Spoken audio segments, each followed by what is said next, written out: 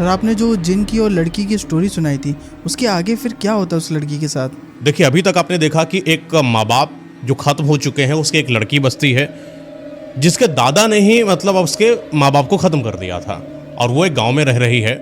उसको एक हवेली मिलती है, वो वहाँ पर जाती है, पढ़ती है, लिखती है, खेलती है, कूदती है। लेकिन पता नहीं क्यों उस लड़की के साथ कुछ अजीब सा होने लगा, और वो जो अजीब सा होने लगा वो इस कहानी को आगे लेकर जाएगा कि आखिर ये बिरजू कौन है, बिरजू का क्या कोई साम्राज्य है, वो कहाँ पहुँच गया है। इन सारी चीज़ों के बारे में आज मैं आपको बताने वाला हूँ। तो पहले स्टार्ट करते हैं, वो जो लड़की है असल में उसके साथ क्या होता है, क्या उसको सच में जिन मिलता है क्या। ये लड़की है, इसको जैसे पता चलता है कि एक ऐसा कोई जगह है जहाँ पर कोई आता जाता नहीं है और मैं वहाँ पर आराम से जा सकती हूँ, पढ़ सकती हूँ, खेल सकती हूँ, कूद सकती हूँ, जो भी करना है मैं वहाँ कर सकती हूँ। तो लड़की बिना किसी की परवाह करे, यूँ कहें उसके माँ बाप हैं नहीं, खुद एक निडर लड़की जिसको ना मरने का डर है ना जिंदा रहने की कोई खुशी है, वो हवेली में पहुंच जाती है और सुबह सुबह जाती है। सुबह सुबह गई, हवेली में रही, आराम से खेली कूदी, पढ़ाई लिखाई जो करना था वो करती है। उसके बाद शाम धीरे धीरे होती है, वो शाम को अपने घर आती है। लगातार ऐसे कुछ दिनों तक चलता रहा। हालांकि अभी तक लड़की के साथ कुछ ऐसा हो नहीं रहा था जो गाँव वाले बताया करते थे कि वो एक ऐसी हवेली है जो बहुत ही ज़्यादा भूतिया है, एक ऐसी हवेली जो श्रापित है, एक ऐसी हवेली जिसके अंदर जिन है, एक ऐसी हवेली जिसके अंदर रात में रोने की आवाज़ें आती हैं। कहा जाता है कि गांव का कोई भी इंसान शाम के 6 बजे के आसपास उस हवेली के ऊपर गुजरा है, उसको किसी के हंसने की, किलकारियों की या रोने की अजीब अजीब सी आवाज़ें आई हैं। इस वजह से कोई इंसान वहाँ पर जाता नहीं है और यह भी मान्यता है कि कोई वहाँ पर जाता है तो ज़्यादा दिन तक बचता नहीं है, वो ख़त्म हो जाता है। लेकिन लड़की के साथ ऐसा नहीं हुआ, लगातार एक लंबे समय तक वो वहाँ पर आती रही, जाती रही। अच्छा, इस हवेली के अंदर क्या सच में जिन है, ये बड़ा सवाल था। अगर जिन था तो उसने लड़की को कुछ ऐसा परेशान क्यों नहीं करा, ये सोचने का विषय बनता है। लेकिन शायद जिन को उस लड़की के साथ कुछ अलग ही लगाव था। कहा जाता है कि जिन जो वहाँ पर है, बहुत समय पहले की बात है, उसकी एक प्रेमिका हुआ करती थी। वो अपनी पार्टनर से बहुत प्रेम करता था, उसके साथ अपने जीवन को आगे ले जाने की बात करता था, हमेशा उसके साथ रहता था। लेकिन कुछ ऐसी अनहोनी घटी कि वो जो प्रेमिका है उसके साथ जीवन काल तक नहीं रह पाई और वो ख़त्म हो चुकी है। जिन उसके प्रेम के, अधूरे प्रेम के चक्कर में पागल हो गया है और उस हवेली में ही रहता है। शायद उसको तलाश है अपने उस अधूरे प्रेम की, शायद उसको चाहिए कि वो उसकी प्रेमिका उसको मिले और उससे वही प्यार करे जो उसको चाहत है। लेकिन लड़की जब वहाँ हवेली में पहुँची, कई दिनों तक वहाँ रहती है। एक वक्त की बात है जब जिन की नज़र इस लड़की के ऊपर पड़ती है। वो लड़की को देखता है, वो लड़की की बातें, वो जो आपस में खुद से ही बात करती है, वो जो खेलती है, वो जो किलकारियाँ करती है, वो जो कभी कभी पढ़ते पढ़ते या खेलते खेलते किसी धुत किनारे दीवार पर सट कर सो जाती है, उसको सोता हुआ देखकर जिन बड़ा अंदर से खुश महसूस करता है। उसको अंदर से अच्छा लग रहा होता है। जहाँ आज तक जिन लोगों को मारता आया है, जहाँ आज तक जिन लोगों को परेशान करता आया है, वहाँ पता नहीं क्यों जिन उस लड़की के प्रेम में पागल सा हो रहा था। शायद उसको लड़की पसंद आने लगी थी, शायद वो लड़की की वो छोटी छोटी हरकतें, वो क्यूट सी बातें, वो उसकी अल्फाज, वो उसकी वाणी, उसके खेलने का तरीका, उसके रहने का तरीका, उसको सो जाने का तरीका जिनको बड़ा भाने लगा था। जिन अंदर ही अंदर उस लड़की से अटैच होता चला जा रहा था। कहीं ना कहीं जिनको उस लड़की के अंदर अपने प्रेमिका की छवि दिखाई पड़ती। जिस तरीके से उसकी प्रेमिका उसको प्रेम किया करती थी, जिस तरीके से उसके बाल जब हवा में उड़ते थे, वो सारे के सारे लक्षण उसको उस लड़की में दिखाई पड़ते। उसको कई बार तो ऐसा लगा कि जय प्रेमिका का पुनर्जन्म हो चुका हो मेरी। कई बार तो लड़की के पीछे पीछे आता, कई बार उसको छूने की कोशिश करता, लेकिन वो छूता नहीं। कहा जाता है कि ये जिन बड़ा शरीफ था। एक लॉयल जैसे इंसान होता है किसी इंसान के प्रति, वैसे ही ये जिन था। वफादारी तो इसके अंदर जैसे कूट के भरी हो।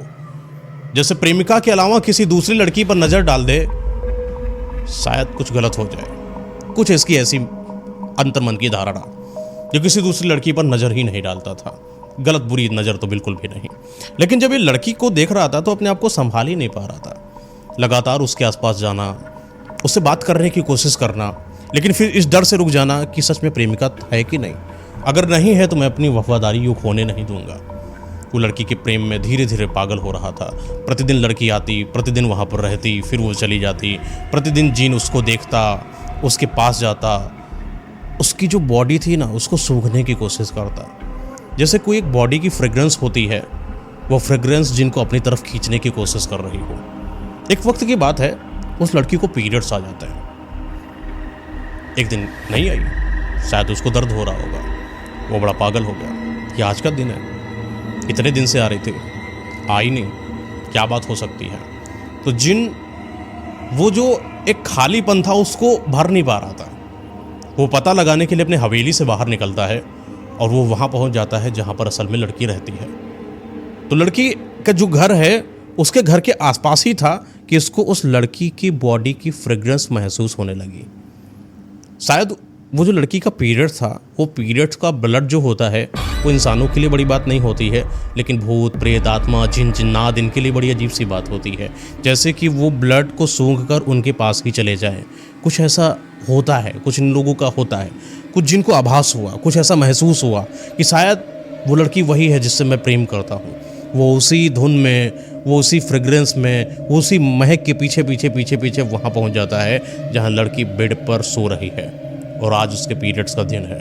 वो उसके पास जाता है और जैसे ही देखता है कि लड़की शांत एकदम सलीके से सुशील अवस्था में सो रही है, जैसे कि कोई मक्खी भी उसको परेशान न कर पाए, उस कदर जिन उसकी सेवा करने लगता है, उसकी रक्षा करने लगता है। आसपास की कोई आवाज़ ना आ जाए इसलिए जिन अपनी शक्तियों का इस्तेमाल करके आसपास के सारे दरवाज़ों को टाइट बंद कर देता है कि वो थोड़ी सी भनक सी जो आवाज़ है कहीं मेरी प्रेमिका की नींद को तोड़ कर ना चली जाए। और जिनको जैसे लगता है ना कि वो जो उसको कुछ चोट नहीं पहुंच रही है, यही उसके लिए बड़ी खुशी की बात है।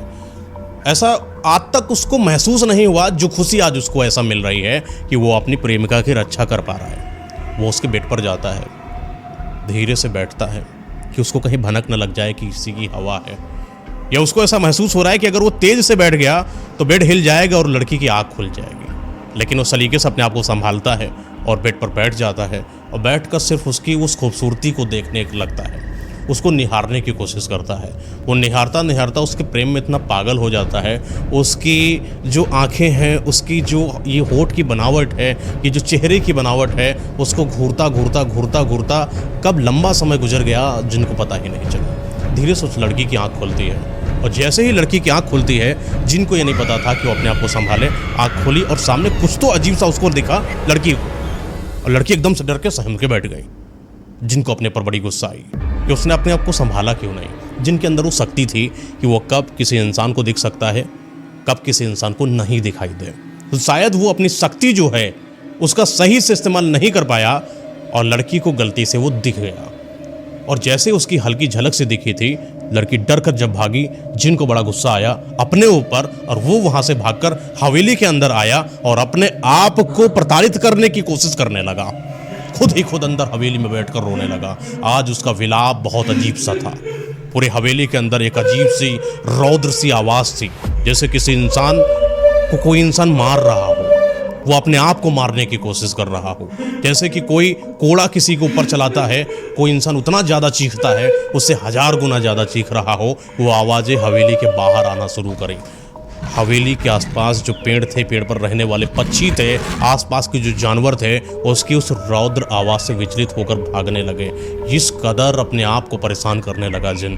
धीरे धीरे रात घटती है, रात घटती है, सुबह का समय होता है, भोर होता है, सूरज खिलता है और सुबह का समय सूरज की किरणें, वो जो लड़की जहाँ पर रह रही है उन खिड़कियों से जब धीरे धीरे किरणें उसके चेहरे पर आती हैं, उसकी आंखें खुलती है। अपनी आंखों को संभालती हुए वो जब उठती है और उठकर देखती है कि बड़ी देर हो गई, अब तो 11-12 बज गए, लेकिन पीरियड्स का शायद दूसरा दिन है। कहा जाता है कि लड़कियों को पीरियड्स का समय निकलना नहीं चाहिए, लेकिन लड़की इन सब बातों को मानती नहीं थी। मानना क्या, शायद किसी ने उस कदर से उसको बताया ही नहीं कि पीरियड्स पे क्यों नहीं निकलना चाहिए। एक माँ होती है जो अपने बच्ची को संभालती है कि बेटा ये करना है, ये नहीं करना है, लेकिन जब किसी की माँ ही ना हो, पीरियड्स हो या गर्भावस्था हो या क्या अवस्था हो, उसको क्या करना चाहिए, नियम क्या है, कानून क्या है, किसी को जब नहीं पता होता तो वो अपने मन मुताबिक चलती है। लड़की वही 11-12 बज जाता है, उठती है, तैयार होती है और फिर वो हवेली की तरफ जाती है। बड़े दिनों से उसको ऐसा लग रहा है कि एक दिन बहुत लंबा गुजर गया।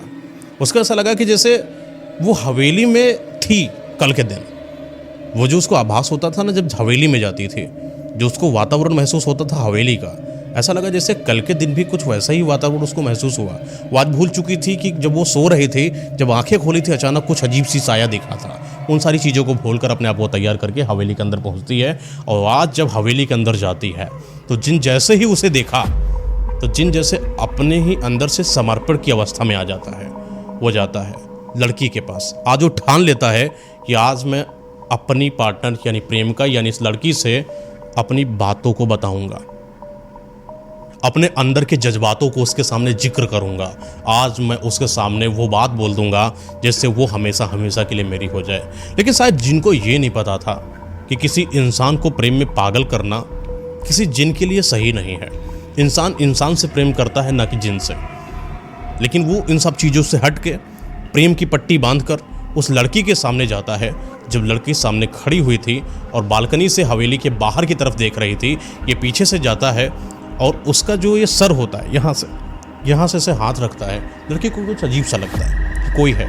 पीछे पलटी तो पीछे कोई नहीं। फिर लड़की सामने की तरफ देखने लगती, लेकिन जिन अपने आप को संभालता है। शायद वो घबरा सा रहा है कि बात बोलूँ कि ना बोलूँ। फिर वो जाता है। फिर लड़की के जो हाथ होते हैं, जो रखे होते हैं कहीं पर, वहीं कोई खंभा सा बना है और उसी पर हाथ रखता है। और जैसे ही हाथ पर हाथ रखता है, वो हल्की से हाथ की वजनाहट जिनकी उस लड़की को जैसे ही महसूस होती है, लड़की अपना हाथ ऐसे झटकती है। उसको सब लगा कि पता नहीं कुछ तो ऐसे कीड़ा वड़ा जैसे है ना, कोई काट के चला गया।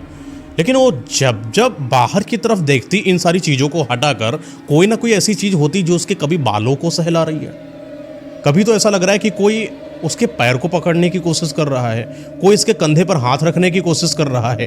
ये बार बार की वारदातें उस लड़की को कहीं ना कहीं इस चीज़ को सोचने पर मजबूर कर रही थी कि ये कोई हवा नहीं है जो यूं ही नॉर्मल सामान्य चल रही है, ये कोई बात और है। लड़की ने आज तक जिन कहानियों के बारे में सुना हुआ था, आज शायद वो सच होने का समय आ चुका है। आज वो जिन उसके आसपास है। शायद लड़की को इतना तो एहसास था कि कोई तो है आसपास, क्योंकि कई दिनों से ये प्रक्रिया उसको भी कहीं ना कहीं भयभीत कर रही थी। और लगातार जिनका यह प्रेम का प्रयास उसको सोचने पर मजबूर कर रही थी कि कोई तो ऐसी शक्ति है जो मेरे साथ गलत नहीं कर रही है, लेकिन वो मेरे साथ है। कुछ ऐसा जो मुझे नुकसान नहीं पहुंचा रहा है, लेकिन वो मेरे साथ है। मैं अकेली नहीं हूं हवेली में।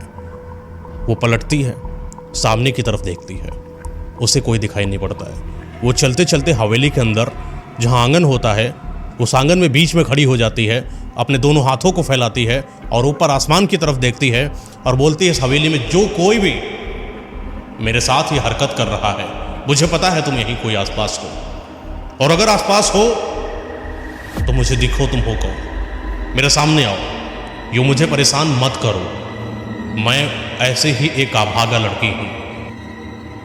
परेशान होकर थोड़ा सा अपने जो शब्द हैं उनको थोड़ा सा इमोशनल रुआसे आवाज़ में, जैसे कि कोई सच में लड़की रो रही हो, अपनी चीज़ों से, अपनी जीवन की वारदातों से इतनी परेशान, जिसके माँ बाप ना हो, उसकी आंखों से आंसू आ रहे होते हैं।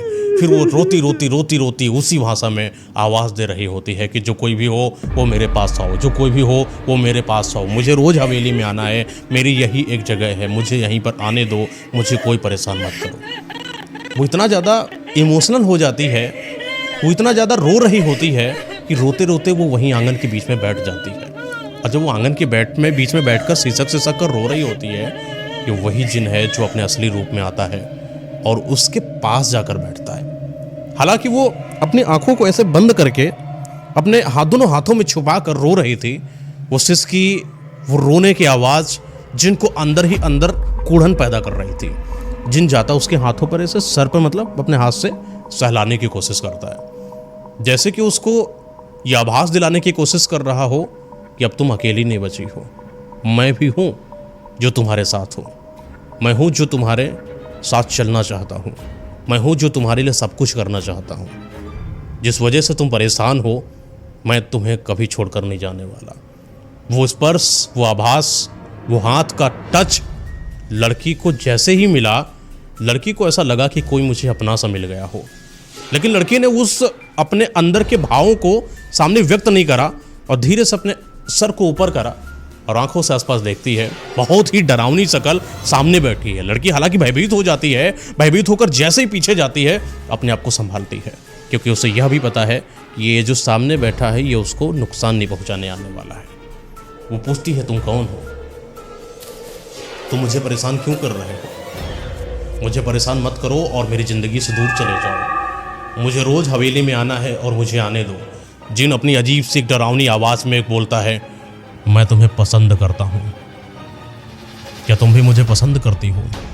ये बात जैसे ही लड़की सुनती है और वो बहुत तेज से चिल्लाती है कि जो तुम हो वहाँ से भाग जाओ, और पता नहीं क्यों उसके अंदर एक अजीब सी आवाज़ होती है और खड़ी होती है और भागने की कोशिश करती है और हवेली से अपने घर की तरफ आ जाती है। कि वो दिन है और आगे के 15 दिन है जब लगातार वो लड़की कभी दोबारा हवेली नहीं गई, क्योंकि उसके अंदर या तो कोई डर था, या तो कोई सोच थी, या तो कोई साजिश थी, या कोई बात थी, कुछ पता नहीं चल रहा। लेकिन 15 दिन हो गए हैं, 15 दिन तक कोई भी हवेली में नहीं गई है लड़की। लगभग जब 15 दिन बीत गए, ये हर वो दिन जैसे किसी साल के बराबर जिनको लग रहा था।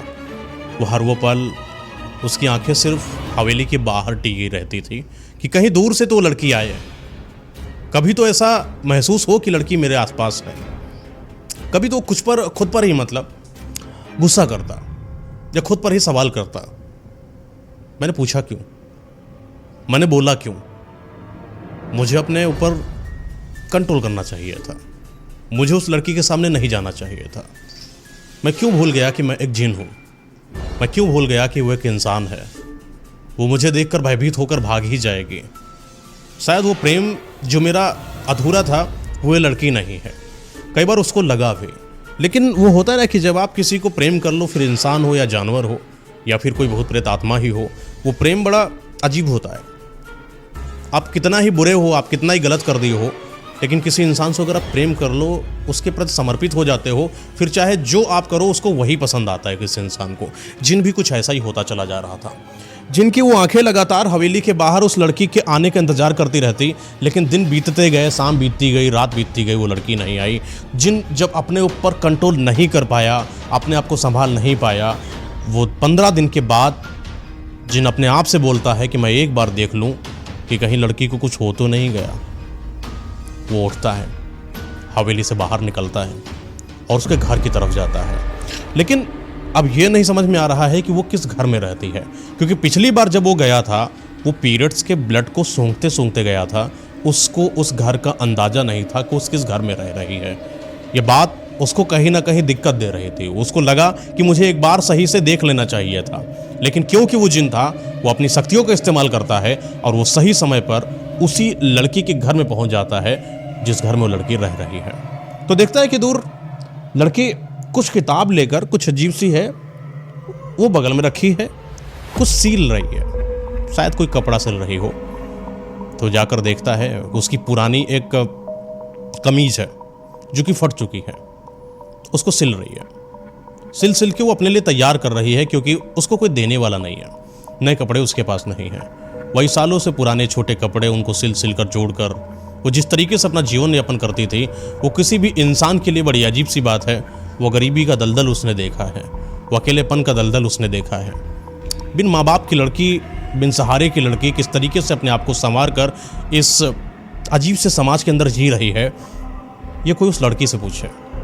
जिन जाता है, उसके पास बैठता है। कई दिन तक तो वो अपनी बातों को नहीं बोलता है, वही लड़की से देखता रहता है, पूछता रहता है, मतलब अपने आप से पूछता रहता है। लड़की से डायरेक्ट बात नहीं करता जैसा उसने पहले करा था, क्योंकि उसको लग रहा था कि शायद मैं अगर सामने गया तो ये डर जाएगी। लेकिन अपनी हिम्मत करता है। वो रात का 11 से 12 बजे का समय होता है आसपास लड़की के लिए, और सोने की तैयारी कर रही होती है और अपने बेड पर लेट जाती है। ये जिन उसके पास जाता है, उसके बेड के पास ही नीचे बैठ जाता है। नीचे बैठकर उसके चेहरे को निहारने की कोशिश करता है, और निहारते निहारते समय जैसे जैसे बीतता जाता है, ये अपनी भारी सी आवाज़ में उस लड़की से बोलता है, तुम इतने दिनों तक हवेली क्यों नहीं आई? लड़की की आंखें खोली। उसको पता था कि आवाज़ उसी जिन की है जो आज से कुछ वक्त पहले इसने हवेली में सुना था। वो चिल्लाकर बोली, तुम मेरा पीछा छोड़ क्यों नहीं देते? तुम यहाँ से चले जाओ। आखिर तुम्हारे कारणों से ही मैं हवेली नहीं आ पा रही हूँ, और तुमने मेरा पीछा करते करते तुम मेरे घर तक आ गए।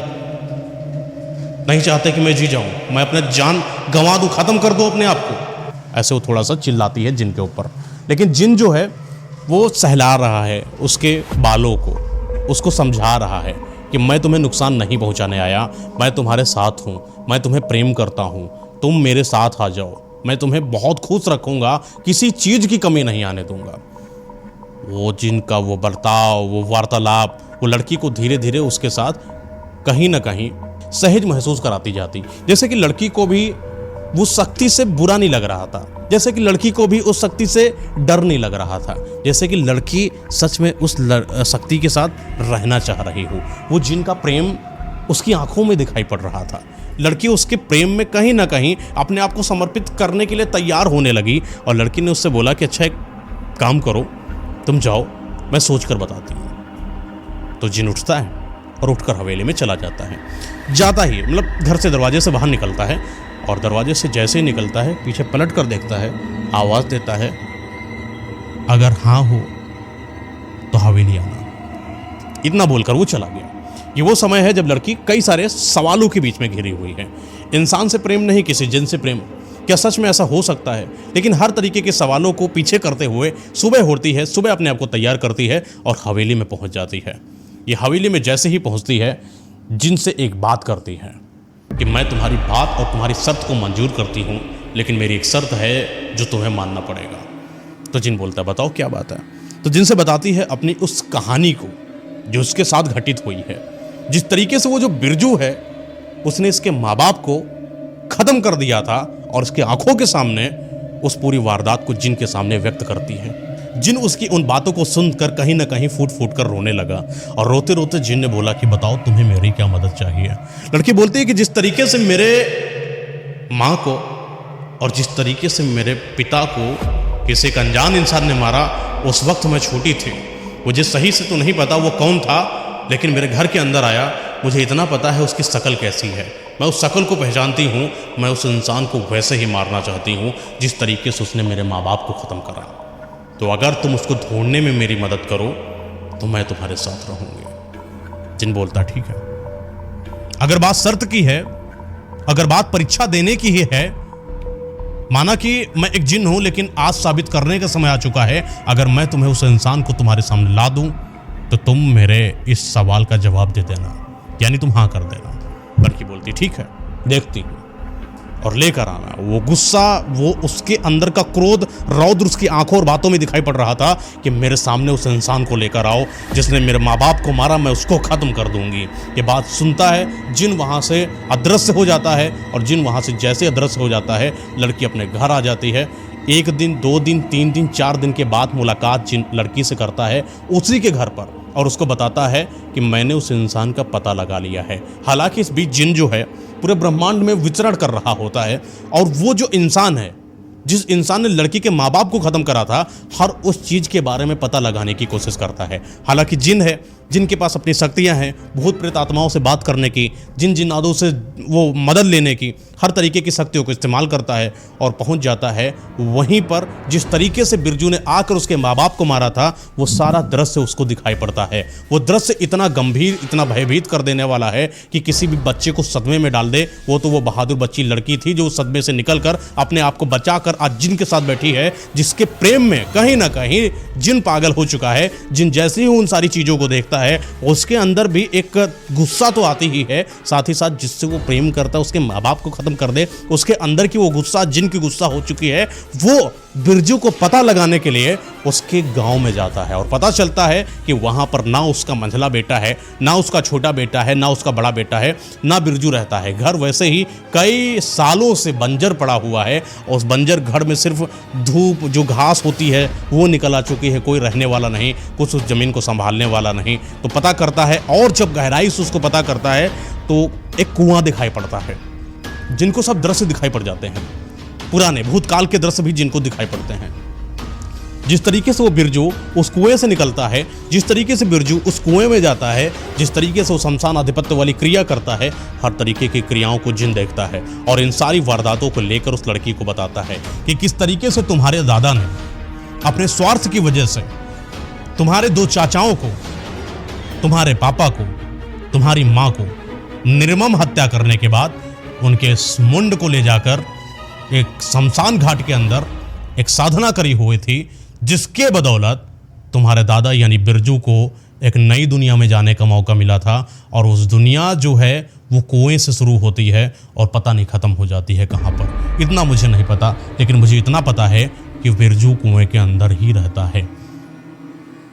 तो लड़की बोलती है तुम मुझे वहाँ पर लेकर चलो। तो जिन बोलता है कि वहाँ पर जाना सही नहीं है, मैं जाकर पता करता हूँ और मैं उसको मार दूंगा, और मारकर जिस तरीके से उसने तुम्हारे पापा का धड़ अलग किया था वो धड़ अलग करके जब तुम्हारे चरणों में मैं रख दूं तब तुम हाँ कर देना।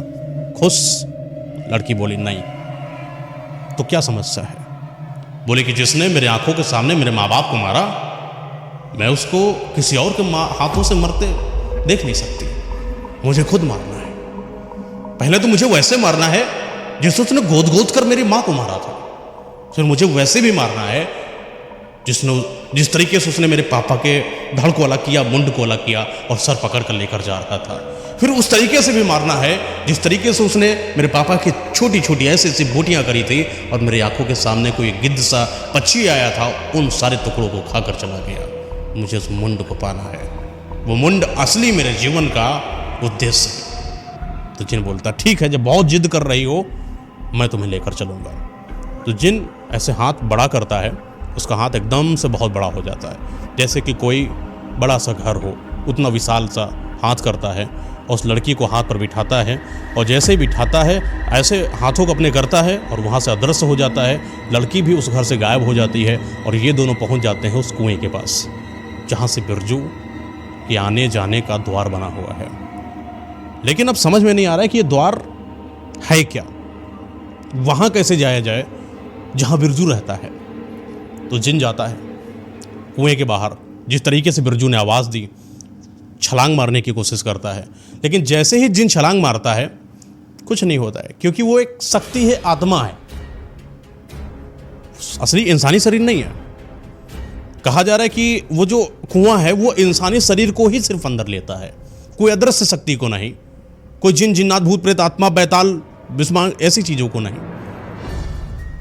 फिर जिन आया, बाहर आया, मैं जा ही नहीं पा रहा, मेरी शक्तियाँ शायद यहाँ पर काम नहीं कर रही। तो लड़की बोलती है कि तुम परेशान क्यों होते हो, मैं जाकर देखती हूँ। वो गई, कुएं का जो सिराना होता है वहीं पर खड़ी होती है और कूदने की जैसे ही कोशिश करती है, एक फिर से वो शक्ति बाहर निकल कर आती है। वो पूछती है कौन हो, कौन हो, कौन, और तुम्हें क्या समस्या, क्यों अपनी जान गंवाना चाहती है? तो लड़की बोलती है कि मेरा जीवन में कोई है नहीं, जिस लड़की का कोई हो ना, जिस लड़की के साथ किसी का सहारा ना हो, क्या वजूद है जीने का? मरना ही बेहतर है, इसलिए मैं अपना अंत करने आई हूँ। मैं थक चुकी हूँ इस जीवन के जंजाल से, मुझे मुक्ति चाहिए, मुझे मार दो, मुझे यहीं जाना है, मुझे कूद कर मरना है। और वो कूद जाती है। जैसे ही वो कूदती है उसको वो सारी चीज़ें दिखाई पड़ती हैं जो कभी बिरजू को दिखाई पड़ रही थी, वो दुनिया जो बिरजू को कभी चाहिए थी, वो दुनिया जो बिरजू अपने बच्चों से चाहत रखता था कि मैं कुछ भी बोलूँगा वो हो जाएगा। आज जैसी लड़की कुएं में जाती है, लड़की एक ऐसी दुनिया में पहुंच जाती है जिस दुनिया में इसके माँ और बाप हैं। छोटी सी बच्ची है, उसके माँ बाप हैं, वही उसकी माँ किचन में खाना बना रही है, वही उसके पापा आ चुके हैं।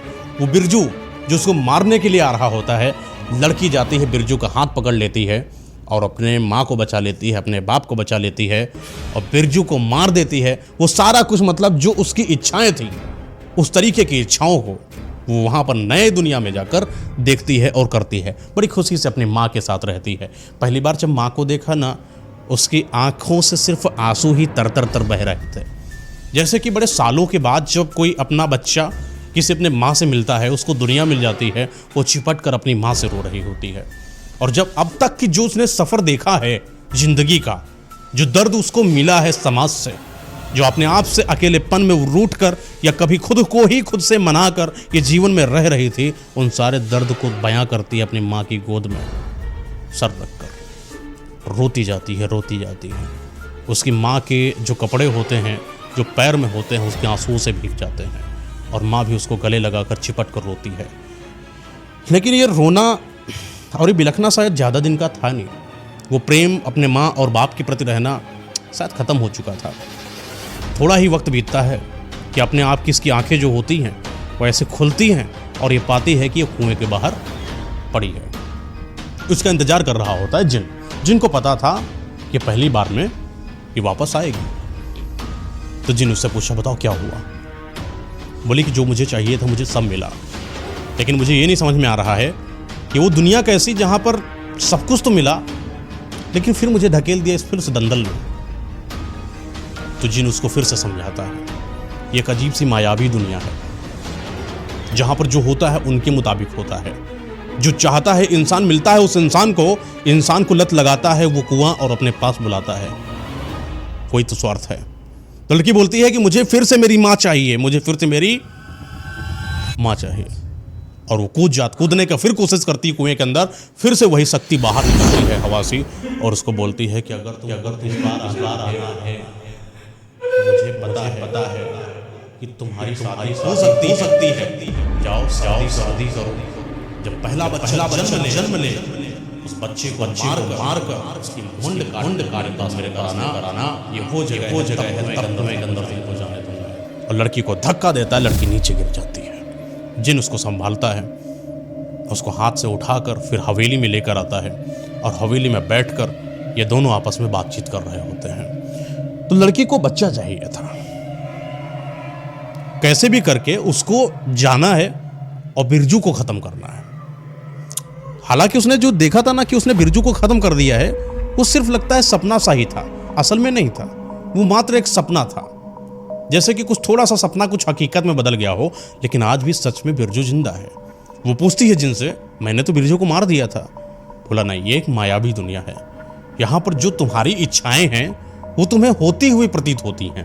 पहली बार में तुम्हारी इच्छाओं का वो प्रदर्शन होता है जो तुम्हारे अंतर्मन में कभी चल रही होती हैं, लेकिन वो प्रदर्शन सच में कहीं हो जाए इसके लिए तुम्हें दूसरी क्रिया करनी होती है। जिस इंसान ने उन क्रियाओं को तुम्हारे सामने व्यक्त करा है, उस इंसान की उन बातों को, मतलब उस जो हवा, जो अदृश्य शक्ति है, जो उसने बोला है कि पहला बच्चा चाहिए, जब तक वो नहीं दोगी तब तक उस असली दुनिया में तुमको नहीं लेकर जाया जाएगा। तो ये बात सेट होती है कि उस असली दुनिया में जाने के लिए इसको एक बच्चा चाहिए, लेकिन बच्चा के लिए शादी, और शादी भी लड़की को हो ही नहीं। और शादी करेगा कौन? एक अभागी लड़की से अपने घर की बहू बनाएगा कौन? ये बड़ा सवाल है। फिर जिनसे तो प्रेम करने लगे थे लड़की, जिन भी तो प्रेम करने लगा था। तो जिन बोला, जब प्रेम तुम मुझसे करती हो तो बच्चे की तलाश कहीं और से क्यों? हम दोनों ही एक बच्चा कर लेते हैं। तो लड़की बोली, जिन के साथ आपकी कैसे? ये हो ही नहीं सकता। लेकिन जिन ने बोला, वो तुम मेरे ऊपर छोड़ दो, मुझे पता है कि मेरी दुनिया क्या कहती है, मुझे पता है कि हम दोनों का एक बच्चा हो सकता है। और बोलता है कि तुम जाओ, अपने घर जाओ, कल आना शाम के 5 बजे। मैं 5 बजे कुछ ऐसा इंतजाम करता हूँ, हम दोनों लोग शादी करेंगे। शादी करने के बाद जब एक बंधन में बन जाएंगे, उसके बाद अपना ही बच्चा होगा। और उस बच्चे को लेकर जाना, उस बच्चे का जिस तरीके से उनकी शर्तें हैं, उन शर्तों को पूरा करने के बाद उस साम्राज्य में प्रवेश करना और अपनी उन अधूरी इच्छाओं को पूर्ण करना जिनके लिए आज तक अपने आप को कोसती आई हो। लड़की अपने आप को कहीं ना कहीं थोड़ा सा ढांढस बंधवाती है कि शायद कोई मेरी मदद कर रहा है, शायद मेरे वो सपने पूरे होने वाले हैं। वो दौड़ के जिनके गले लगती है बड़े प्रेम से, आज जैसे उसको सच में जिनसे प्रेम प्यार हो गया हो। और वो वापस जिनसे गले लगने के बाद घर पहुंच जाती है। रात बीतती है, सुबह का समय होता है, क्योंकि जिन ने तो 5-6 बजे बुलाया है। पूरा दिन धीरे धीरे गुजरना है, शाम का वक्त होता है। लड़की आज बड़ी बंधन के तैयार हुई है, बड़ी खूबसूरत, जितना उसके पास सामान है। नया कपड़ा था, उस नए कपड़े को पहनती है। नहाने धोने के बाद थोड़ा इत्र अपने ऊपर लगाती है और अपने आप को तैयार करने के बाद वो उस हवेली की तरफ जाने लगती है। हवेली के बाहर ही उसको ऐसा दिखाई पड़ा कि एक सफ़ेद घोड़ा उसके लिए जैसे आया हो, वहाँ पर चर रहा था घास वगैरह। और वो गई, आज तक उसने इतना खूबसूरत घोड़ा नहीं देखा था। वो घोड़े के पास जैसे गई, उस घोड़े ने अपना सर नीचे किया और लड़की की तरफ आ गई, जैसे कि कोई गुलाम किसी राजा के प्रति अपने सर को झुकाकर उसको सम्मान देने की कोशिश कर रहा हो। वो लड़की से वो घोड़ा बोलने की जैसे कोशिश कर रहा हो, मेरे पीठ पर बैठ जाओ। वो लड़की उसके पीठ पर बैठ जाती है और वो घोड़ा चलना चालू करता है। चलते चलते वो हवेली के उस दरवाजे पर जाता है। आज हवेली बड़ी खूबसूरत लग रही थी, हर जगह पर सिर्फ हरियाली ही हरियाली थी। कहीं पर से भी पुरानी हवेली प्रतीत हो जैसा ऐसा आभास नहीं हो रहा था, जैसे कि किसी ने पूरी हवेली को बदल दिया हो, उसकी रूपरेखा, उसकी आभा को सब बदल दिया हो और उसको एक नई बड़ी खूबसूरत एक राजाओं की हवेली जैसा बना दिया हो। उसमें पर्दे लगे हैं, बाहर लोग खड़े हैं सम्मान करने के लिए, सिपाही लगे हैं शायद किसी चीज़ की रक्षा करने के लिए। वो चीज़ क्या है कुछ पता नहीं, सिर्फ हवेली की जिस तरीके से सेनापति और राजा घोड़ा सब होते हैं, सब उसके अंदर दिखाई पड़ रहे हैं। धीरे धीरे वो करीब जाती है हवेली के मुख्य द्वार के, और मुख्य द्वार जैसे ही खुलता है सामने से बहुत सारे गुलाब की पंखड़ियाँ उसके ऊपर गिरती हैं, जैसे कि किसी रानी का स्वागत हो रहा हो किसी बड़े रसूखदार राजा के साम्राज्य के अंदर। वो लड़की सामने देखती है कि वही जिन है जो सामने से आ रहा है। उसने भी बन ठन के अपने आप को राजाओं जैसा बनाया हुआ है और उसके आसपास कुछ लोग चल रहे हैं जैसे कि वो जिन के कोई समर्थक हों। हालांकि जो शकल सूरत है वो बड़ी डरावनी से थी, देखने में ऐसा लगे कि कोई एक सामान्य सा इंसान देख ले, उसको देखकर ही वही बेहोश हो जाए। लेकिन क्योंकि लड़की जिन से प्रेम करती थी, उसको अपने जिन पर भरोसा था, उसको अपने प्रेम पर भरोसा था, उसको ये पता था कि ये मुझे नुकसान नहीं पहुंचाएगा। थोड़ा सा आगे बढ़ता है, पूरी हवेली फूलों से लदी है, हर जगह पर फूल लगे हैं, लाल लाल पंखुड़ियों के गुलाब के फूल। वो पंखुड़ियाँ जब नीचे पड़ी होती हैं और हवेली बिल्कुल श्वेत जैसे चंद्रमा जैसे सफ़ेद, उस तरीके के उसके खंभे रखे हैं, खड़े हैं वहाँ, और दूर दूर तक हवाएं धीरे धीरे ठंडी ठंडी चल रही हैं। लड़की को बहुत अच्छा लग रहा है। जिन आता है, जिस तरीके से किसी इंसान के सामने प्रेम का इजहार करा जाता है, वो उसके हाथों को यूँ पकड़ता है, उसके घुटनों में अपने घुटनों पर आता है और अपने हाथों को ऐसे फैला कर बोलता है, तुम मेरे दिल की मल्लिका हो, आज से तुम मेरी सब कुछ हो, आज हम दोनों लोग शादी करेंगे। शादी का समय होता है, दोनों लोग आपस में शादी के बंधन में बन जाते हैं। हाथ पकड़ता है जिन लड़की का और हाथ पकड़ के एक ऐसे कमरे की तरफ लेकर जा रहा होता है जिस कमरे के बारे में लड़की को कुछ अंदाजा नहीं। लड़की बोलती है, कहाँ लेकर जा रहा हो? तो बोलता है, तुम्हें मेरे ऊपर भरोसा नहीं क्या? अब तो शादी भी हो चुकी है, आओ चलो। हाथ पकड़ता है और एक कमरे की तरफ लेकर जाता है। उस कमरे के बाहर जैसे ही जाता है, उस कमरे पर ठपठपाता है तो कमरा खुल जाता है। वो पूरा कमरा बहुत ही अजीब सा है, बहुत ही ऐसा लग रहा है कि सुगंधित है, फूल पड़े हैं। वहाँ पर एक बेड लगा हुआ है, पुराने ज़माने का बेड है।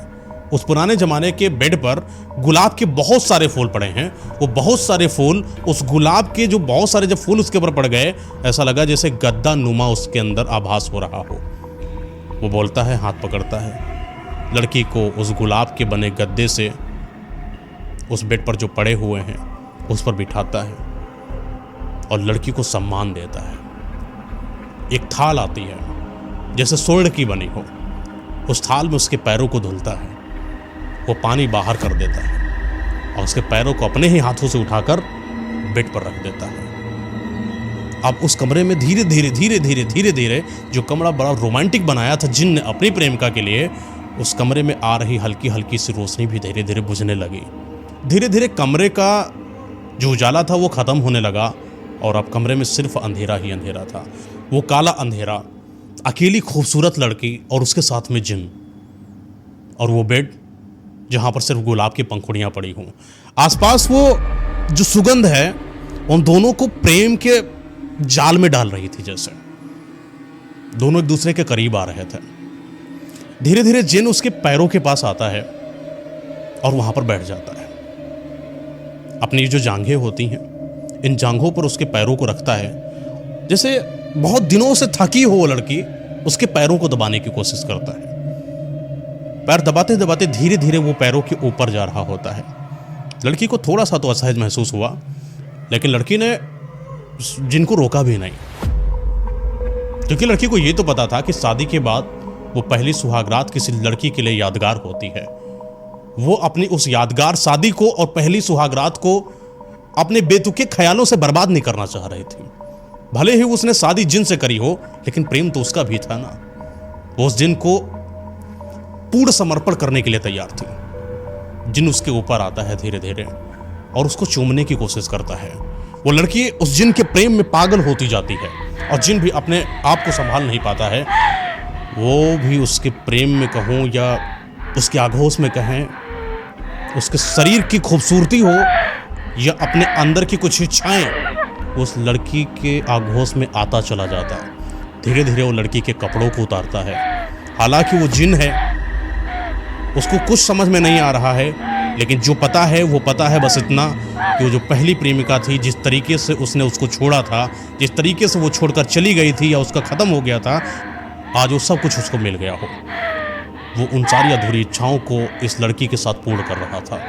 धीरे धीरे समय बीतता जाता है और जिन और ये लड़की एक दूसरे के करीब आते हैं, एक दूसरे के साथ संभोग कर रहे होते हैं। आज वो पहली रात थी जहाँ पर लड़की ने किसी जिन के साथ संभोग करा और संभोग करते करते दोनों एक दूसरे के प्रेम में पागल हो गए। समय और बीतता जाता है, 2 घंटे, 3 घंटे, और एक समय आता है जब दोनों एक दूसरे की सिर्फ बाहों में हैं और एक दूसरे की आंखों में देखकर अपनी बातों को व्यक्त कर रहे हैं, जैसे कि वो दो जिस्म एक शरीर बन चुके हों, जैसे कि उन्होंने अपना सब कुछ एक दूसरे को दे दिया हो, जैसे कि वो पूर्ण समर्पण लड़की का जिन के प्रति और जिन का लड़की के प्रति। जिन बोलता है कि मैं तुम्हें कभी भी छोड़कर नहीं जाऊंगा, लड़की भी बोलती है आज से हम दोनों लोग एक साथ रहेंगे। ये वो वक्त है, ये सुबह होती है और धीरे धीरे धीरे धीरे ये अंधेरा छटता जाता है और उजाला आता है। ये दोनों एक दूसरे के साथ प्रेम के बंधन में बन चुके हैं। वो पहली सुहाग रात इस चीज़ का प्रतीक है कि जल्द ही बच्चा होने वाला है। धीरे धीरे 3 महीना बीतता है, 4 महीना बीतता है। इस लड़की का जो पेट है उसको आभास होने लगा, 2 महीना 3 महीना जितना भी होता है, कि कुछ इसके अंदर हो रहा है। उस लड़की को पता था कि शायद ये जिनका ही, मेरा ही अपना बच्चा है। वो बच्चा होता है, कुछ ही महीने बीतते हैं, 6 to 7 मंथ। उस लड़की को पहला अपना बच्चा होता है।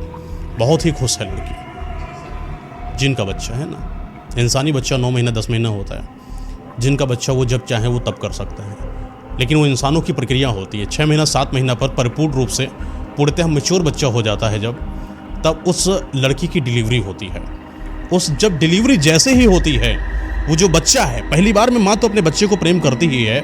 जो बच्चा निकलता है वो बच्चा कोई इंसानी बच्चा नहीं होता है। धड़ तो इंसान का है, सर लेकिन अजीब सा है, बहुत डरावना, स्किन जैसे कि किसी राक्षस की लगी हो, क्योंकि वो इंसानी बच्चा नहीं था ना, वो जिन का बच्चा था। वो जिन के जैसा ही था, बहुत अजीब सा। उसकी आंखें भी बड़ी लाल लाल सी, उसके शरीर, ये जो हाथ है बिल्कुल सिकुड़े सिकुड़े से, जैसे कि बहुत साल से कोई खाल है जो पकी पड़ी हो, उन खाल से बना हुआ वो बच्चा हो। कोई भी इंसान आसपास का जो समाज में रहता है उसको छूने की कोशिश नहीं कर रहा था, भागा। जैसे किसी को लगा कि इसके यहाँ पर भूत आ गया है, सब भागे। लड़की तो माँ है, वो तो अपने बच्चे से प्रेम करेगी। उसने अपने बच्चे को उठाया, सीने से लगाया और ऐसे सीने पर रखा। मात्र प्रेम उसके अंदर जिंदा हो गया। थोड़ी ही देर के बाद उसी कमरे के अंदर, जिस कमरे में अब कोई है नहीं, सिर्फ वो लड़की है और वो अपने सीने से जो उस बच्चे को लगाए है, एक अदृश्य सी आवाज़ आती है, क्या वो समय आ चुका है, तुम्हें बेटे को देना। उसको लगा कि अदृश्य आवाज़ शायद उस जिन की ही है। उसने बोला कि क्यों मेरे साथ ऐसा हंसी मजाक कर रहे हो, आओ सामने आओ। तो वो आवाज़ नहीं आई।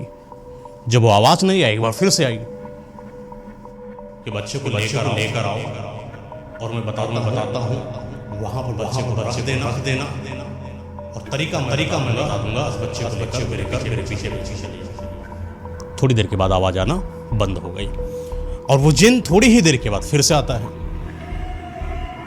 और जैसे ही वो आता है, उस लड़की को बोलता है कि जो अदृश्य आवाज़ तुमने सुनी है, ये मैं नहीं था, बल्कि अदृश्य शक्ति की आवाज़ वो वाली है जो सच में उस कुएं की है। उसका ये इशारा आ चुका है कि इस बच्चे को लेकर आओ और वो जिस तरीके से तुम्हें बताएंगे उस तरीके से बच्चे को ख़त्म करना होगा।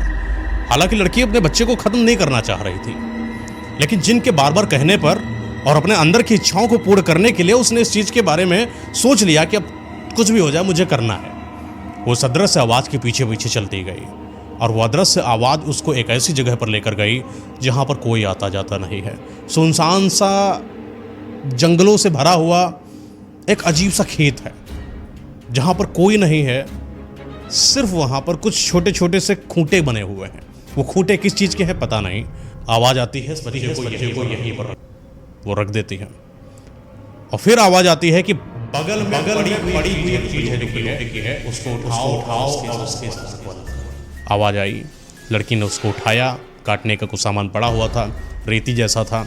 उसने उठाया, अपने ही बेटे को मारा तो उसका 2 पार्ट हो गए, एक में मुंड एक में धड़।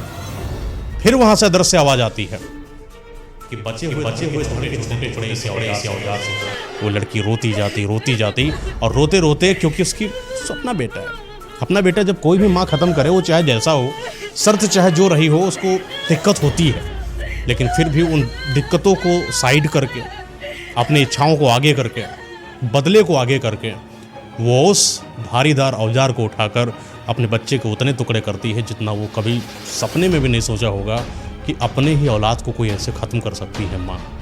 उसके मुंड को लेती है और फिर से वो आवाज़ आती है कि इसको लेकर आओ और आगे हुई आग में जला दो। फिर उस मुंड को रखती है, जलाती है, उसका वो जो कंकाल होता है वो लेकर आती है और कुएं के पास पहुंच जाती है ये और जिन। हालांकि जिन को वो अदृश्य शक्ति देख नहीं पा रहे थे, वजह है कुछ वो हो, लेकिन उसको इस चीज़ का आभास नहीं था कि इस लड़की के साथ कोई जिन भी है। और जैसे ही उस कंकाल को सामने कुएं के सामने रखती है और कुएं के अंदर वो छलांग मारती है, अब वो कुएं में असल में जा चुकी है। जैसे ही कुएं के अंदर गई और कुएं के अंदर वो अपने आप को पाती है एक ऐसी जगह पर जहाँ पर जंगल ही जंगल है। उस जंगल में कोई जैसे आया ही ना हो बहुत सालों से। उस जंगल के अंदर एक बंकर टाइप का बना हुआ है। उस बंकर के अंदर कुछ तो अजीब सा है। वो उस बंकर के अंदर जाती है। जैसे ही अंदर गई, उसको ऐसा आभास हुआ कि कई सारी महिलाएं, कई सारे बच्चे, कई सारे आदमी वहां पर उसकी तरफ दौड़े चले आ रहे हैं। ये उसको मारने के लिए आ रहे हैं या क्या करने के लिए, कुछ समझ में नहीं आ रहा है। तो लड़की इन सारे जितने भी लोग हैं उनको अपनी तरफ आता देखकर थोड़ा तो भयभीत होती है, लेकिन रुक जाती है। बोलती है कि शायद या तो ये मुझे मार देंगे या अगर नहीं मारा तो मैं आज इनसे बदला लूंगी। तो सारी जितनी भी भीड़ है, उन सारी भीड़ में हर एक चेहरे को गौर से देखती, वो सिर्फ एक चेहरा तलाश कर रही थी, वो बिरजू का चेहरा। लेकिन वो बिरजू का चेहरा किसी भी भीड़ में दिखाई नहीं पड़ रहा था। ये जो बहुत सारी भीड़ थी ना, ये कोई इंसानों की भीड़ नहीं थी, बल्कि आत्माओं की भीड़ थी। ये बहुत सारी आत्माएं उस लड़की से मदद मांगने आई थी। ये मदद क्यों मांग रही हैं यह भी नहीं पता, लेकिन उसी समय एक बहुत बड़ा पक्षी जो कि गिद्धनुमा चीलनुमा है, और वो आता है, उस लड़की को उठाता है पंजों से, और इस आत्माओं के बीच में से बहुत सारी जो भीड़ थी उनमें से उस लड़की को उठाकर एक काल कोठरी में डाल देता है। वो कोठरी ऐसी है जहाँ पर कोई आता जाता नहीं। वो कोठरी बिल्कुल जैसे भूल भुलैया जैसी कि हर दरवाज़ा एक जैसा, जिसमें भी घुस जाओ पता नहीं कहाँ निकल गए। वो दौड़ती रही अपने आप को बचाने के लिए। उस काल कोठरी से निकलने का कोई रास्ता ही नहीं मिल रहा था। उस हर काल कोठरी में ऐसा लग रहा था कि कोई देवी देवता की जैसे कोई फोटो रखी है। वो पुरानी प्राचीन से टूटी हुई मूर्ति रखी है। उन मूर्ति के सामने जैसे ही वो जाती, वो अपने आप को कमज़ोर महसूस करने लगती, जैसे कि मूर्ति उसके शरीर से कुछ खींचने की कोशिश कर रहा है। लेकिन वो अपने आप को बचाव में भागती रही। उस काल कोठरी में से कई सारी आत्माएं निकली। वो आत्माएं उस लड़की को इस चीज़ के बारे में बता रही थी कि तुम यहाँ पर गलत फंस चुकी हो, और अगर फंस चुकी हो तो मेरी यहाँ से निकलने में मदद करो। हर आत्मा अपने आप को बचाने की मददगार, मदद लेना चाह रही थी लड़की से। ये लड़की को समझ में नहीं आ रहा था कि जिस जगह पर वो किसी को मारने आई है, वहाँ के कई सारी आत्माएं वो बात करती है, कौन हो तुम? तो लोग बताते हैं वो आत्माएं हैं। उनको किस तरीके से मारा गया, मार के यहाँ पर लाया गया। वो चीज़ समझ नहीं पा रहे कि वो अपने आप को मारने के लिए आई थी, लेकिन इनका क्या कसूर, इनको क्यों यहाँ पर लाया गया। वो आत्माओं से बात करती, आत्माएं उसको बताती कि किस कदर जब वो अपने जीवन में थी वो क्या कर रही थी और उनके साथ क्या हुआ। एक वहाँ पर बूढ़ी बूढ़ी दादी सी थी, वो आत्मा थी, शायद बहुत लंबे समय से वहाँ पर उस काल कोठरी में कैद है। वो लड़की उस बूढ़ी बूढ़ी दादी के पास जाकर पूछती है कि माँ मुझे बात बताओ, मुझे यहाँ से निकलना है। मुझे एक आदमी है जिससे, मेरे माँ बाप को जिसने मारा, मुझे उसको ख़त्म करना है। तो वहाँ दादी है जो कि आत्मा की रूप है उनका, वो बोलती है कि बेटा यहाँ से निकल नहीं पाओगे, क्योंकि ये वो काल कोठरी है, मैं जब से आई हूँ तब से निकलने का प्रयास कर रही हूँ, लेकिन लगातार यहाँ पर मैं सिर्फ अपना समय व्यर्थ करती हूँ और अपनी जो ताकत है उसको व्यर्थ करती हूँ, लेकिन निकलने का मुझे आज तक मौका नहीं मिला। हर एक आत्मा यहाँ पर आती है और हर एक इंसान, हर एक आत्मा की चाहत है कि यहाँ से निकल जाए, लेकिन कोई निकला नहीं। बच्चा तुम गलत फंस गई यहाँ से कभी नहीं निकल पाओगी। लड़की इन बातों को सुन कर रोने लगती है और रोते रोते उस दादी माँ से बात करने लगती है। वो दादी माँ उसके पास आती हैं, करीब बैठती हैं और उससे उनके जीवन से जुड़ी चीज़ों के बारे में पूछती है। ये वो दादी है जो हर एक आत्मा से उसकी बातों, उसके बारे में पूछती हैं कि क्या हुआ था, कैसे हुआ था, क्यों आई, क्या कारण क्या। वो दादी को उसने अपनी कहानी के बारे में बताना चालू करा। इसने बताया कि किस तरीके से उसके माँ बाप को किसी एक इंसान ने मार दिया था। उसने बताया कि किस तरीके से उसके धड़ को, उसके पिता के धड़ को अलग किया गया था, मुंड को अलग किया गया था, और वो हर प्रक्रिया करके कोई इंसान कैसे हमारे ही सामने मेरे माँ बाप को ख़त्म कर चुका है।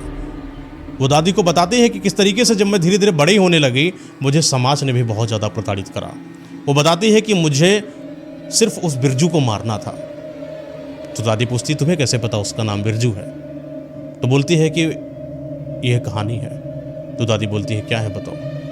बोलती कि जब से मुझे यह पता चला था कि मेरी जो हवेली है मेरे घर के आसपास, उसमें एक जिन रहता है, मैं अपने माँ बाप को पाने के लिए और उस इंसान को ख़त्म करने के लिए जिसने मेरे माँ बाप को ख़त्म कर दिया, उसको पाने के लिए, उसको मारने के लिए, वो बदला रूपी जो स्वभाव मेरे अंदर पैदा हुआ, मैं हर वो कुछ करने को तैयार हो गई जिससे मेरे माँ बाप का जो दुश्मन है वो मुझे मिले, मैं उसको मार कर अपने आप को संतुष्टि दे दूँ। मैंने हर वो दर खटखटाया जहाँ से मुझे मदद मिले, लेकिन किसी ने मेरी मदद नहीं करी। तब मैंने ठाना कि जो जिन मेरी हवेली में रहता है, मैं उसके पास जाऊँगी, उसको अपने प्रेम में पागल करूँगी, और प्रेम में पागल करके असल में उसको दीवानगी की हालत में मैं उससे मदद मांगूंगी, और वो मात्र एक सहारा था जिसकी वजह से आज मैं यहाँ पर आ पाई हूँ।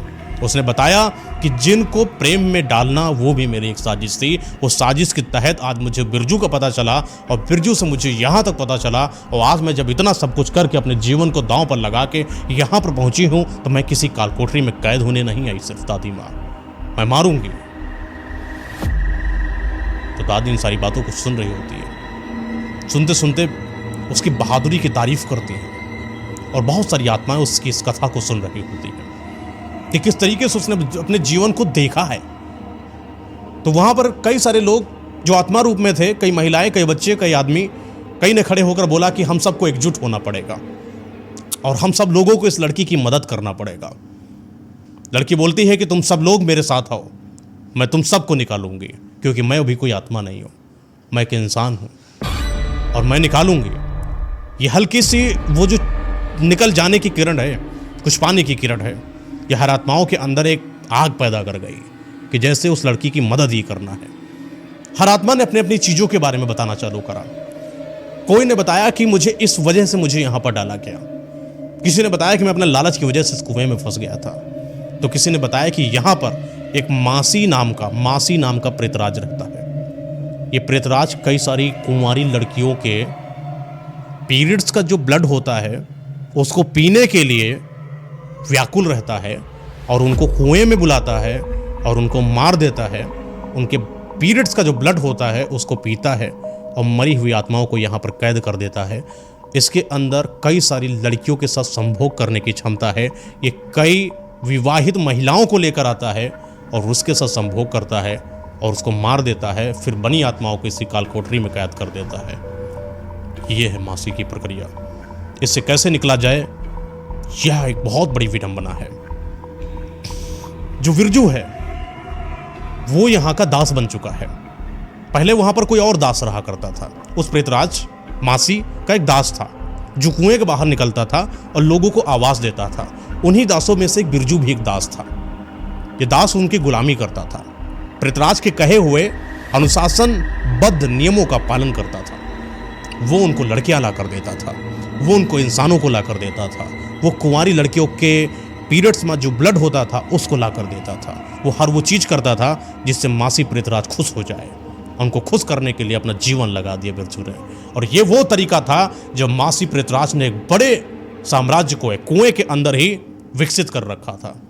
और इस कुएं के अंदर फंस चुकी है ये वो लड़की जो बिरजू को ख़त्म करना चाहती है। बिरजू जिसका दास है उसका मालिक प्रेतराज है, और जिस मालिक का दास बिरजू हो उस प्रेतराज ने अपने दास को कई शक्तियां दे रखी हैं। उन शक्तियों में 3 प्रेतात्माएं उस दास यानी बिरजू की गुलाम थी। यानी कि कितना ही कोई कोशिश कर ले बिरजू को खत्म नहीं कर सकता। खत्म करने से पहले उसको उन 3 आत्माओं को खत्म करना पड़ेगा जो बिरजू के साथ में उसका सपोर्ट बनकर रहती हैं। तो लड़की बहुत कोशिश करती है, समय बीतता जाता है। अच्छा, जिन के बारे में आपके अंदर हो गया ख्याल कि जिन कहाँ पर, तो जिन तो बाहर है, अभी कुएं के बाहर, वो मदद नहीं कर सकता। वो एंट्री उसका मतलब कहीं ना कहीं प्रवेश वर्जित है, क्योंकि जिन है। इंसान होता तो उसकी एंट्री हो जाती। तो हालांकि अब लड़की को ही सब कुछ करना है।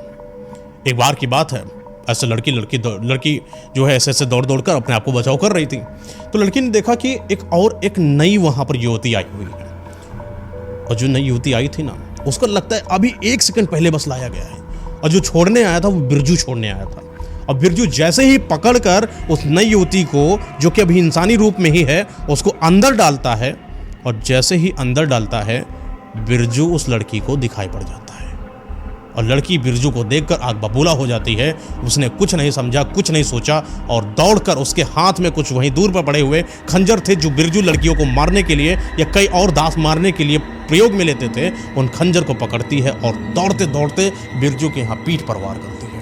और जैसे ही पीठ पर वार करती है, बिरजू के अंदर जो 3 आत्माएं उसको मिली थी, उसके रक्षा करने के लिए वो बाहर आती हैं, और तीनों आत्माएं इस लड़की को सब पाल से पकड़कर, कोई हाथ से पकड़कर, कोई पैर से पकड़कर नीचे की तरफ घसीटती हुई, दीवालों में लड़ाती हुई कोने में डाल देती हैं। बिरजू उसके पास आता है। वो अधमरी हालत में जैसे पड़ी लड़की, बेहोशी जैसे सिर्फ आंखें खुली हों, उसके आंखों के सामने आकर बैठ जाता है, और बैठकर बड़ी अजीब सी मुस्कुराहट के साथ बोलता है कि जिसको मारने आई हो उसका जीव कुछ भी नहीं कर सकती तुम। मारने के ये ख्याली पुलाव बनाना छोड़ दे लड़की। तो लड़की बताती है कि मैं कौन हूँ, अपने बारे में बताती है कि किस तरीके से तुमने मेरे माँ बाप को मार दिया था। तब बिरजू को एहसास होता है कि उसकी पोती है, लेकिन वो जो एहसास, वो प्रेम, वो लगाव सिर्फ इंसानों के अंदर शायद होता हो, बिरजू के अंदर नहीं था। बिरजू ने फिर भी उस लड़की के मुंह पर ऐसे लात मारा और वहां से निकल गया। लड़की को इतना पता चल गया था कि बिरजू जिंदा है, मुझे इसको मारना है। उसको यह भी पता था कि इसके साथ 3 आत्माएं हैं। तो उसने प्लान बनाया, सारे जितनी भी आत्माएं सबको एकजुट करके, कि जब अगली कोई युवती या कोई इंसान आएगा, जरूर उसको बिरजू छोड़ने आएगा, और उस समय हम सब हमला करेंगे। उन आत्माओं से युद्ध करेंगी और सारी आत्माएं, बिरजू से युद्ध करेगी ये लड़की। सब पूरा प्लान सेट होता है। एक नया इंसान कालकोठरी में डाला जाता है, लेकिन इस बार उसको लाने वाला बिरजू नहीं था, कोई और था। ऐसे एक लंबा अरसा बीत गया, बिरजू नहीं आया छोड़ने। कहीं ना कहीं उम्मीदें लोगों की खत्म हो रही थी, लड़की की भी आस धीरे धीरे खत्म हो रही थी। लड़की के अंदर सारी क्षमता धीरे धीरे, कुछ खाते पीते नहीं तो खत्म हो जाती है। लेकिन ऐसा वहाँ पर था, कुछ ऐसी चीज़ वो लोग खाने के लिए दे देते थे जिससे इंसान जिंदा रहे। वो बस जिंदा थी, लेकिन कोई काम ज़्यादा कर नहीं पाती, शरीर में क्षमता नहीं थी उसके। एक वक्त आता है, ये वक्त उस लड़की को कहीं ना कहीं एक संदेश देता है कि उसका जीवन बदलने वाला है। क्यों? क्योंकि बिरजू एक इंसान को लेकर आ रहा है कालकोठरी में। ये बात उसी आत्माओं में से एक आत्मा आकर उस लड़की को बताती है कि मैंने देखा है कि आज बिरजू आने वाला है, रास्ते में है, आ रहा है। और बिरजू जैसे ही आता है, लड़की सब तैयार होते हैं, सारी आत्माएं तैयार होती हैं। लड़की किनारे वहीं खंभे के पीछे छुपी होती है, वहीं कालकोठरी के अंदर, और पीछे से वार करती है उस बिरजू के ऊपर। फिर से वो बिरजू एकदम तड़प के नीचे गिरता है। 3 आत्माएं जैसे ही बाहर आती हैं, वो सारी आत्माएं जो आज से प्रताड़ित थी, आज तक प्रताड़ित थी, वो सब निकलती हैं। सब तीनों आत्माओं के साथ युद्ध होता है और ये बिरजू के साथ वार करती है। हालांकि बिरजू ताकतवर था, ये लड़की ताकतवर नहीं थी। इसी बीच में बिरजू ने उसके बालों को पकड़ा और ऐसे झाट के नीचे गिराया, और जैसे वो नीचे गिराता है, लड़की बहुत तेज तेज चिल्लाने लगती है, और अपने आप को बचाव करने के लिए वो बिरजू से खुद को छुड़ाने की कोशिश करती है।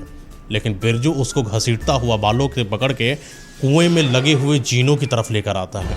जिन जीनों की मदद से लोग नीचे की तरफ आते हैं, कुएं बने होते हैं, वहाँ पर आता है, कुएं में लड़ाता है, दीवालों में लड़ाता है, लड़ा के उसको अधमरा कर देता है, और उसको जीने पर वही डालकर जाने की कोशिश करने लगता है। जैसे ही जाने की कोशिश करने लगता है, बिरजू को आभास होता है कि लड़की अब हम खत्म हो चुकी है, अब शायद मुझे ना मारे। लेकिन लड़की अभी जिंदा थी। क्यों जिंदा थी? क्योंकि उसके अंदर किसी और आत्मा ने प्रवेश कर लिया था। हालांकि अगर कोई दूसरी आत्मा सही समय पर प्रवेश ना करती तो अब तक की लड़की खत्म हो चुकी होती, लेकिन उस दूसरी आत्मा ने प्रवेश करा, और वो आत्मा जो कि लड़की की थी वो बाहर आ गई थी अपनी सुरक्षा के लिए। कई और आत्माओं ने उसको उसके शरीर में जाने नहीं दिया, और ये दूसरी आत्मा उस बिरजू से युद्ध करना चालू कर दी।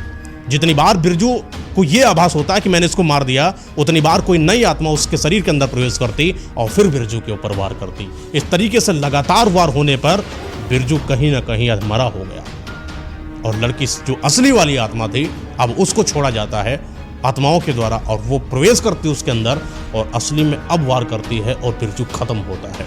और बिरजू का ये आखिरी वो पल था जब वो पहली और आखिरी सांस लेता है और बिरजू हमेशा हमेशा के लिए दुनिया को छोड़ देता है। बहुत खुश होती है ये लड़की, अपने आप पर से सीने पर हाथ धर रख कर खूब खुश होती है, चिल्लाती है, सारी आत्माओं को वहाँ से बाहर निकालती है, क्योंकि बिरजू के ख़त्म होने पर सारे दासों के अंदर इतनी क्षमता नहीं थी कि कोई आकर इन आत्माओं को रोक ले। हर आत्मा बाहर आती है और ये लड़की उस कुएं के अंदर बाहर आई, और जैसे ही बाहर आई तो देखा कि बाहर वही उसका प्रेम यानी कि जिन खड़ा है। इतना बड़ा युद्ध पार करके आई हुई लड़की जब जिन को देखती है तो उसके बाहों में लिपट जाती है, गले में, और जब लिपटती है तो जिन को बड़ा सुकून मिलता है। जिन को लगा कि शायद अब वो लड़की नहीं बची है, लेकिन अचानक उसने अपनी आंखों को खोला और पीछे की तरफ मुंडी करी तो जिन बोला क्या हुआ? बोला कुछ नहीं, अभी बहुत कुछ बाकी है, कुछ अधूरा बाकी है अभी। तो जिन बोला क्या हुआ बताओ। तो जिन उसको संभालने की कोशिश करता है, लेकिन लड़की उसको धक्का देती है और वहाँ से छुड़ा कर अपने आप को भागने की कोशिश करती है। जिन पूछ रहा है क्या हुआ, बताओ क्या हुआ। तो लड़की बोलती है कि जिस तरीके से मैंने अपना बदला तो ले लिया, लेकिन मेरे अंदर एक भी चीज़ अभी भी पता है कि उसके अंदर जो मासी प्रेतराज है वो अभी भी जिंदा है। वो नए दासों को बनाएगा, वो फिर वही हथियार अपने लिए खड़ा करेगा। जैसे एक हथियार ने मेरे माँ बाप को ख़त्म कर दिया, वो और हथियार कई और लोगों के जीवन को कहीं ना कहीं परेशान कर देंगे, तबाह कर देंगे। आखिरी जो कड़ी है उसको भी मुझे ख़त्म करना है। ये आखिरी प्रेतराज को ख़त्म कर दूं, ये जितनी आत्माएं हैं इनको कहीं ना कहीं मोक्ष मिल जाएगा, मुक्ति मिल जाएगी। और लड़की वहाँ से भागती है, कुएं के अंदर प्रवेश करती है सारी आत्माओं को लेकर, जितनी भी आत्माएं थी, और अब ये पहुँच जाती है उस प्रेतराज के पास में जो मासी प्रेतराज है जिसने पूरे साम्राज्य को खड़ा करा था।